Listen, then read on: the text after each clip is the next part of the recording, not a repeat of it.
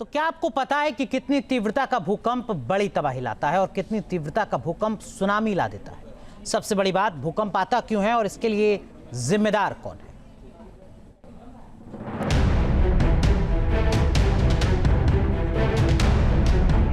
तीन देशों में भूकंप आया, तबाही थाईलैंड और म्यांमार में मचा है। 7.5 तीव्रता से धरती कांपी, हर तरफ सिर्फ और सिर्फ तबाही बरपी। वैसे तो भूकंप के 3 झटके 3 देशों में महसूस किए गए, लेकिन सबसे ज्यादा तबाही म्यांमार और थाईलैंड में बरपी। भूकंप का केंद्र म्यांमार में था, जिसकी तीव्रता 7.5 तक मापी गई,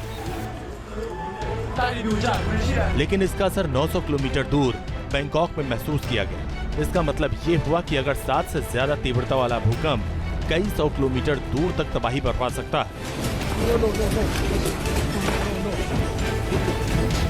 अब आपके लिए जानना यह जरूरी है कि आखिर कितनी तीव्रता वाला भूकंप कितना असर करता है। क्या होता है जब भूकंप की तीव्रता 9 भी पार कर जाए? इसे हम एक ग्राफिक्स के जरिए समझने की कोशिश करते हैं। 0 से 1.9 सिर्फ सिस्मोग्राफ रीड करता है। 2 से 2.9 हल्का कंपन होता है। 3 से 3.9 कई भारी गाड़ी गुजरने जैसा कंपन। 4 से 4.9 खिड़कियां टूट जाती हैं। 5 से 5.9 फर्नीचर हिलने लगते हैं। 6 से 6.9 इमारतों की नींव दरक जाती है। 7 से 7.9 इमारतें धराशायी हो जाती हैं। 8 से 8.9 सब कुछ मलबे में तब्दील हो जाता है। 9 से ज्यादा भारी तबाही और सुनामी आ जाती। यानी म्यांमार और थाईलैंड में जो भूकंप आया वो भी उस कैटेगरी में शामिल है जिसमें इमारतें धराशायी हो जाती हैं, और दोनों ही देशों में ऐसा हुआ भी। पलक झपकते ही इमारतें मलबे में तब्दील हो गईं, हर तरफ हाहाकार मच गया। अब सवाल है, भूकंप क्यों आता है?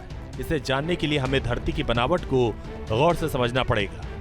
हमारी पृथ्वी के नीचे 7 प्लेट्स हैं। इन प्लेटों को टेक्टोनिक प्लेट कहा जाता है। ये प्लेटें धीरे धीरे घूमती रहती हैं। टेक्टोनिक प्लेटें आपस में टकराती हैं तो भारी मात्रा में एनर्जी निकलती है। ये एनर्जी धरती के बाहर निकलने की कोशिश करती है, जिसकी वजह से भूकंपीय तरंगे पैदा होती हैं और धरती कांप उठती है। जहां से एनर्जी बाहर निकलती है उसे भूकंप का केंद्र कहा जाता है। ये तरंगे जितनी दूर तक फैलती हैं, उनका कंपन उतना ही कम हो जाता है। म्यांमार में भूकंप का केंद्र था, लेकिन जैसे जैसे वहां से निकली तरंगे आगे बढ़ती गईं, भूकंप का असर कम पड़ने लगा।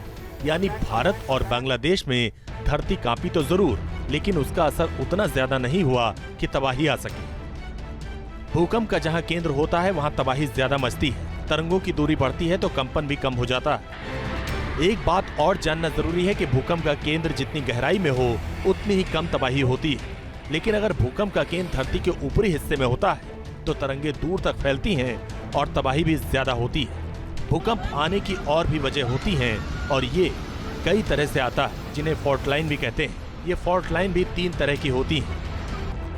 पहली फॉल्ट लाइन को रिवर्स फॉल्ट कहा जाता है, जिसमें जमीन का एक हिस्सा ऊपर की तरफ उठता है। दूसरी फॉल्ट लाइन को नॉर्मल फॉल्ट लाइन कहा जाता है, इसमें जमीन का एक हिस्सा नीचे की तरफ जाता है। तीसरी फॉल्ट लाइन को स्ट्राइक स्लिप फॉल्ट कहा जाता है, इसमें टेक्टोनिक प्लेट आपस में टकराती हैं तो एक हिस्सा आगे या पीछे की तरफ खिसकता है।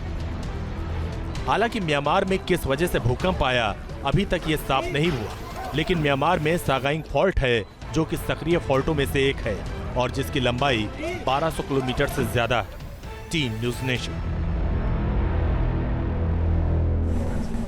न्यूज़ नेशन अब व्हाट्सएप पर खबरों की ताजा अपडेट के लिए न्यूज़ नेशन के इस QR कोड को स्कैन करें।